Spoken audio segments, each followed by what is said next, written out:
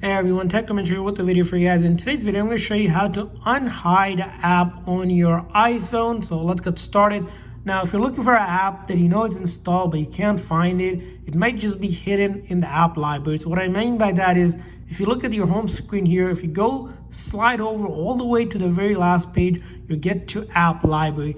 Now under the app library here, you'll see here there's a bunch of apps here. Some of the apps will not be showing on the home screen here because it's hidden. So in order to fix this or unhide the app, you're going to look for the app you need. For example, here you'll see that I don't have TikTok because it's been hidden, but in the app library I have it right here. Or if I click on this search bar, I can search for an app that I'm missing, and you can also scroll here to find that app. Now once you find the app, for example in my case I have TikTok that was hidden, so I'm going to find it here and I'm going to press and hold. So when you press and hold, it's going to activate this menu that will allow you to add to home screen. And once you do that, it's going to show up, basically unhide the app, and then it's going to show up on the main screen, and then you can press and hold to move it around just like you would. Basically what happens is when you hide app, for example YouTube, if I press and hold and I click on remove app and click on remove from home screen, it's basically still installed on your iPhone.